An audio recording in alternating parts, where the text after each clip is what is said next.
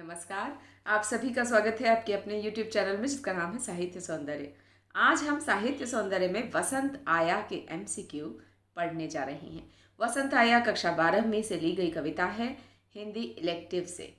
तो इसके MCQ कैसे होंगे, इसे देखने से पहले एक बात कहना चाहूँगी कि हर कविता के कवि का नाम याद करना है।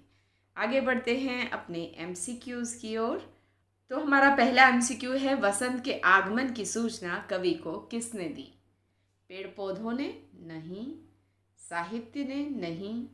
भंवरे और पीक ने? सही लगता है कैलेंडर ने। यस, जो कवि हैं वे शहरों में रह रहे हैं। शहरों में उन्हें वसंत के आगमन पर सुंदर ऋतु दिखाई नहीं देती, इसलिए भौरे और पीक तो उन्हें दिखाई नहीं देते। कैलेंडर ने उन्हें बताया है कि वसंत ऋतु आ चुकी है। प्रश्न क्रमांक 2, किसकी आवाज कवि को बहन के दाव पुकारने जैसी लगती है? तो वो है कबूतर, नो, चिड़िया। हाँ, कविता में चिड़िया का जिक्र। गिलहरी भी नहीं और कौवा भी नहीं, तो सही उत्तर है चिड़िया। और चिड़िया की आवाज कवि को बहन की तरह लगती है, जैसे बहन दाव पुकार रही हो प्यार से। प्रश्न क्रमांक 3, बंगले के बाहर किस तरु पर चिड़िया कोकी?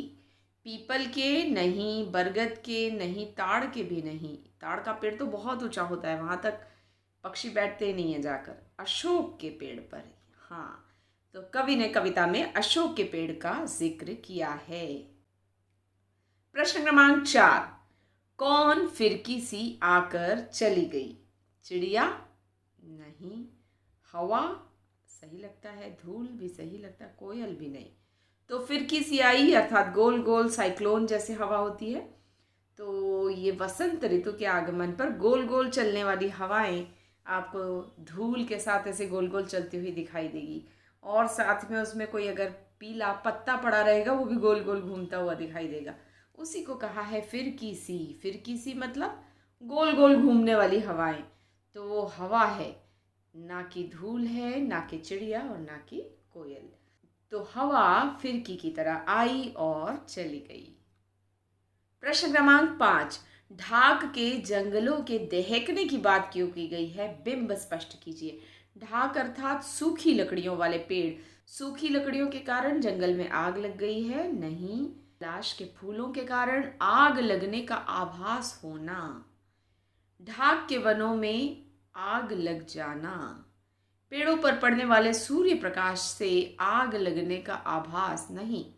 तो सही उत्तर हुआ पलाश के फूल, जो कि संतरी रंग के ऑरेंज कलर के होते हैं। जब वो पूरा पेड़ भर जाता है ऑरेंज कलर के फूलों से, तो दूर से देखने में ऐसा आभास होता है मानो कि पेड़ पर आग लग गई हो। वो सूखी सूखी लकड़ियां दिखाई देती है ढाक के जंगलों की, तो दूर से देखने में ऐसे लगता है जैसे दहक रहे हो जंगल, मतलब जंगल में आग लग चुकी हो। प्रश्न क्रमांक 6, दफ्तर की छुट्टी किस बात को प्रमाणित कर रही थी? वसंत आया है, ठीक है। सावन का महीना आया है, नहीं। अमुक दिन बसंत पंचमी है। श्रावण की पंचमी का भी जिक्र नहीं है। तो वसंत पंचमी की पुराने समय में दफ्तरों में छुट्टी दी जाती थी। इसी से कवि कहते हैं कि मुझे पता चल गया कि वसंत की पंचमी आ चुकी है। जबकि वसंत ऋतु तो फूल पौधों को देखकर पता चल जाता है कि वसंत की ऋतु आ चुकी है। लेकिन कवि जो है हमारे, वे शहर में हैं और शहर में उन्हें वसंत की खूबसूरती देखने को नहीं मिलती। हर तरफ कंक्रीट के जंगल है, यही उनको दुख है। प्रश्न क्रमांक 7, नंदनवन होवेंगे यशस्वी। अब ये यशस्वी क्या होता है आपको नहीं समझ में आएगा, इसे तोड़कर समझो। यश मतलब किसी का गुणगान होना, उसकी तारीफ होना। तो नंदनवन यशस्वी कैसे होंगे? नंदनवन में जब बहार होगी, सही लगता है। बहार के आनंद के बहार के कारण नंदनवन यश प्राप्त करेंगे। नंदनवन सज जाएंगे। नंदनवन मन को मोह लेंगे। अब सभी विकल्प सही लग रहे हैं, लेकिन पूरी तरह से सही कौन सा है? बहार के कारण नंदनवन यश को प्राप्त करेंगे। अर्थात जब पूरे पेड़ पौधे खूबसूरत फल फूलों से सज जाएंगे तो उनकी सभी तारीफ करेंगे, वे यश को प्राप्त करेंगे। रस, रंग और गंध से कौन लद जाएंगे? लद जाएंगे अर्थात भर जाएंगे। नंदनवन, देसी पेड़, विदेशी पेड़, जंगल। तो सबसे उचित है नंदनवन, क्योंकि नंदनवन का नाम कविता में लिया गया है। प्रश्न क्रमांक 9, पीक और भौरे को मधुमस्त क्यों कहा है कवि ने? तो मधुमस्त, तो हमें इसे तोड़कर देखना होगा। मधु अर्थात शहद, शहद कहाँ से मिलेगा भौरों को? फूलों के रस से। तो फूलों का रस पीकर भौरे जो है मस्त हो गए हैं और अपने खुशी के कारण वे नृत्य करके दिखा रहे हैं, क्योंकि वह अपनी मस्ती में हैं। ठीक है, तो वे सुंदर नृत्य दिखा रहे हैं। ठीक है, फूलों का मधु पीकर मस्त हो रहे हैं, वे प्रसन्न हैं। यहाँ पर आप देखोगे कि चारों ही विकल्प सही है, लेकिन सबसे ज़्यादा सही ग है, क्योंकि फूलों का मधु पीकर वे मस्त हो रहे हैं। उन्हें भरपूर पेट भर के, जी भर के जो है फूलों का रस मिला है पीने के लिए। मधु, फूलों का मधु अर्थात शहद मिला है पीने के लिए, इसलिए वे खुश हैं, प्रसन्न हैं। दिन क्यों कहा है? नगण्य अर्थात ऐसा दिन जिसकी गिनती नहीं की जा सकती। मतलब थोड़ा इसे नकारात्मक ढंग से बोला गया है कि ये न गिनने योग्य दिन है, अजीब सा दिन है, क्योंकि यह दिन मनहूस है, क्योंकि यह दिन गिनने लायक नहीं है। कवि को शहर में वसंत के न आने का दुख है। वसंत ऋतु का आनंद लेने के बजाय कवि ने कैलेंडर से जाना कि वसंत ऋतु का आगमन हो चुका है, तो इसलिए कवि उदास है कि वसंत की खूबसूरती शहरों में उन्हें देखने को नहीं मिलती, जबकि कैलेंडर की तिथि से उन्हें पता चलता है कि वसंत आ चुका है। इसलिए इस दिन को यहाँ पर कवि ने नगण्य दिन कहा है, अर्थात किसी गिनती में न आने वाला दिन।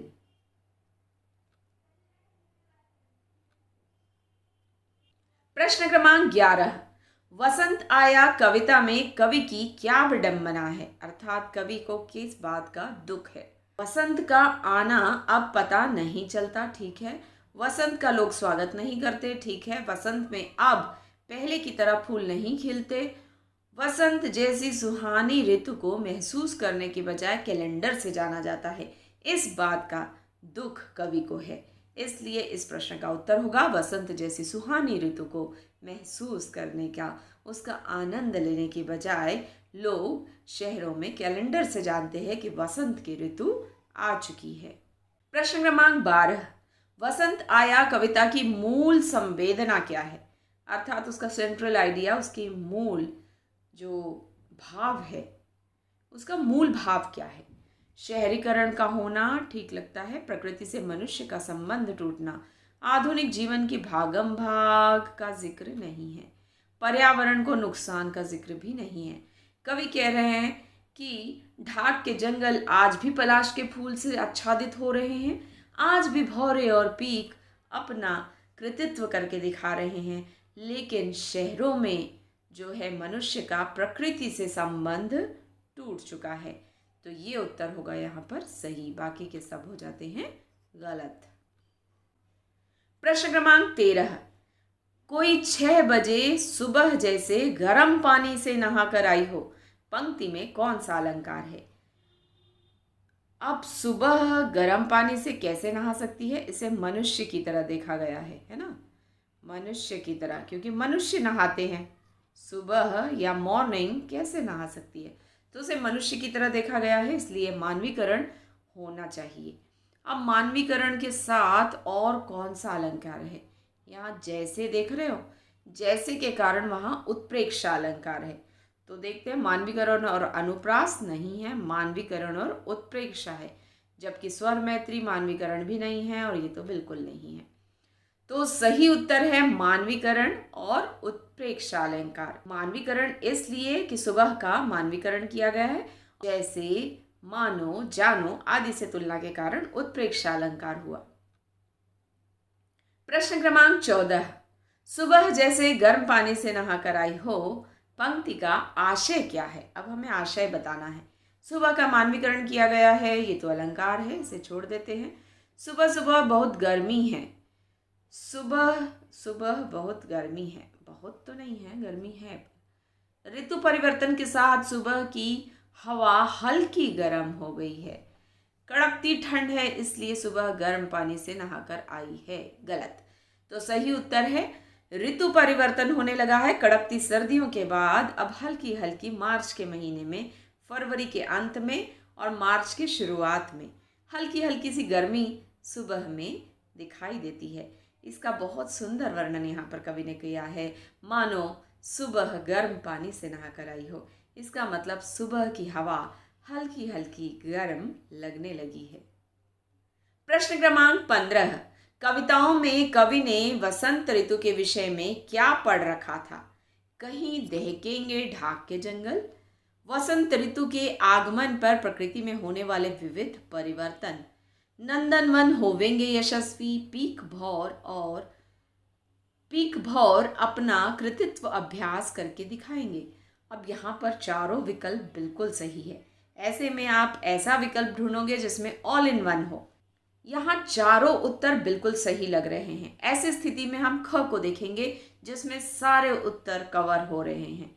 वसंत ऋतु के आगमन पर प्रकृति में होने वाले विविध परिवर्तन, तो ये भी आ गया उसमें, नंदनवन का यशस्वी होना। पीक भौरे भी प्रकृति के हिस्सा है और कहीं दहकेंगे ढाक के जंगल भी।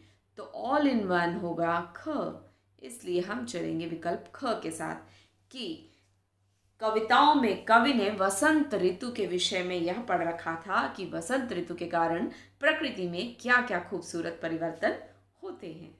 प्रश्न क्रमांक 16 आपके लिए है, पीक और भौर प्रसन्न होकर अपना कृतित्व क्यों दिखा रहे हैं? वसंत ऋतु उन्हें पसंद है, या वसंत पंचमी का आनंद ले रहे हैं, या फूलों का मधुर रस पीकर वे प्रसन्नता से झूम रहे हैं, या फूलों को देखकर प्रसन्न है। यहाँ पर भी चारों उत्तर सही है, लेकिन परफेक्ट 100% सही उत्तर एक ही है। उसका उत्तर आपको कमेंट बॉक्स में लिखना है। और आप सभी से एक और निवेदन, हमेशा की तरह, कि कमेंट बॉक्स में पूरा विकल्प लिखिए, क्योंकि मुझे वीडियो में ग है, घ है, क है याद नहीं रहता। तो मैं आपके कमेंट को तभी रिप्लाई कर पाऊंगी जब मुझे पूरा विकल्प लिखा हुआ मिलेगा। अगले वीडियो में फिर मिलते हैं, तब तक के लिए गुड बाय, नमस्कार।